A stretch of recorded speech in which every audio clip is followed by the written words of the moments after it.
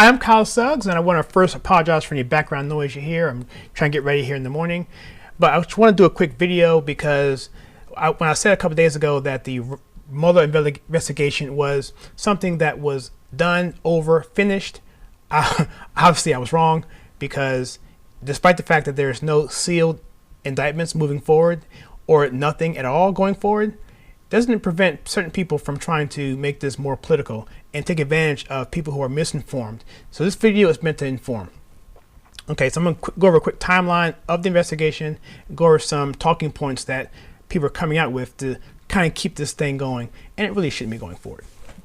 Let's go over a quick timeline.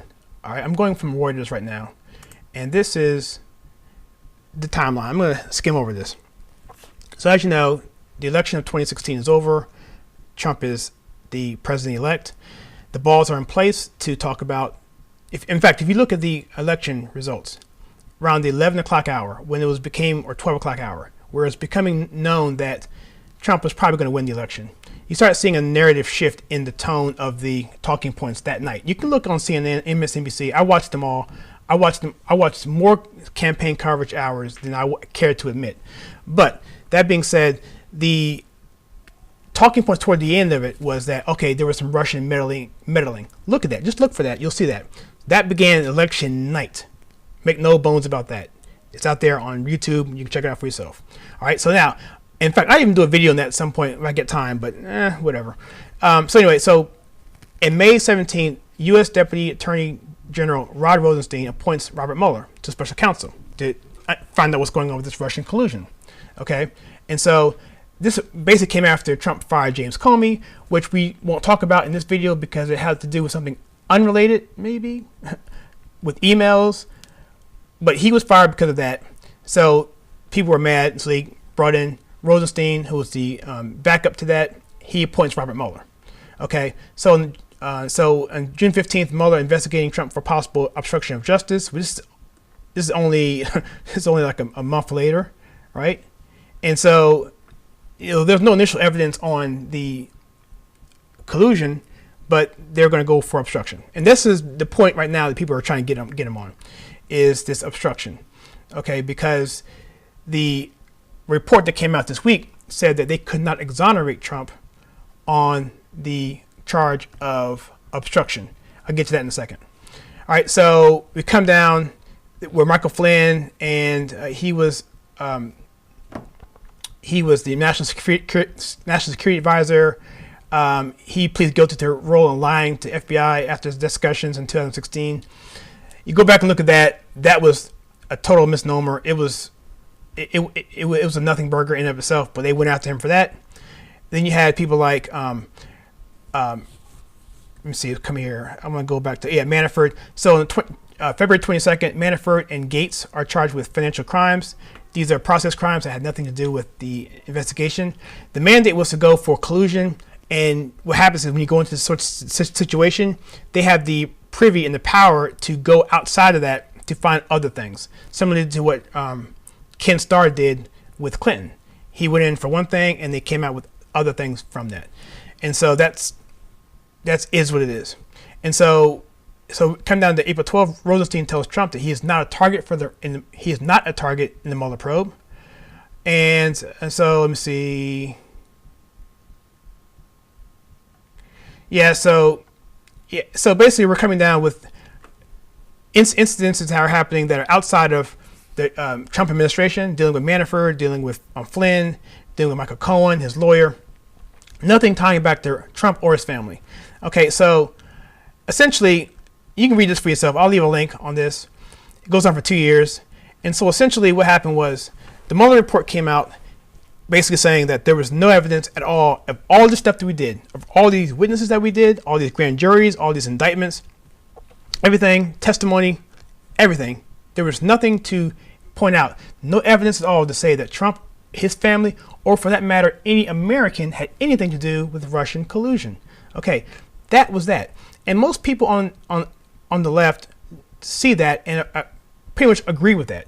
But the thing is, you're not seeing is they're trying to jump onto this obstruction of justice charge, which is more vague. And so here is what the And so here's what we're seeing in the meeting. Well, let me just get back to this real quick. So in layman terms, this is the way it works, according to the Trump attorney, and from what I've been reading myself. Essentially, there are processes and procedures for the Department of Justice. Okay, so in terms of the collusion aspect of it, they said there was no evidence of that at all. That the Trump administration, himself, his family, or that for matter, any American had anything to do with colluding with Russia to, meddle in our elections.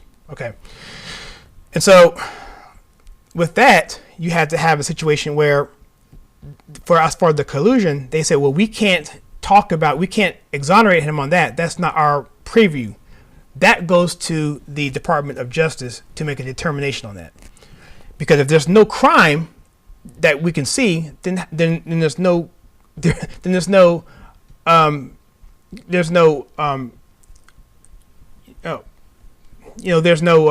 what's the word I'm looking for here? There's no attempt to circumvent the government, okay? And there's no obstruction. I'm sorry, there's no obstruction. And so what they're saying is, because there's no crime, then there's probably no obstruction, but that's not our call to make. We're going to pass it over to the Attorney General to make that call. The Attorney General said, based on what he's looking at, based on the evidence, there's a certain procedure they go through. He said there's no evidence to even do that, for the simple fact that there is no charge to begin with. So you can't obstruct if there's no charge to obstruct from. That's all they're saying, and they're using the wording in the summary to say, oh my gosh, Trump's still hiding stuff. Give me a break. It's ridiculous, and this is totally silly, and they're really lying to the public again. So we look at this here. Here's some of the things we're seeing. All right, so Senator Jeff Merkley says Barr was handpicked because he said the president couldn't be charged with obstruction. And guess what? He decided no obstruction. Shocker. Okay, the American people deserve, this is Jay Inslee. The American people deserve the opportunity to read the full Mueller report, not a sanitized summary from Donald Trump's hand-picked Attorney General. Mark Warner, not a shorthand summary of President's hand-picked Attorney General. Joy Reid, good questions. Shouldn't we hear Mueller's conclusions directly from him and not the interpretation from Trump's hand-picked AG? Tom Steyer, the decision not to prosecute Trump was made by his hand-picked Attorney General. Kamala Harris. This is what transparency looks like. A short letter from Trump's hand-picked Attorney General is not sufficient. Okay, and lastly, Elizabeth Warren, and there's many more than this. This is just the ones that I saw in this particular post. Congress voted 420-0 to release the full Mueller report, not a summary from his hand-picked Attorney General, AG Barr. Make the full report public immediately. Okay, Elizabeth Warren. Okay, let me calm down.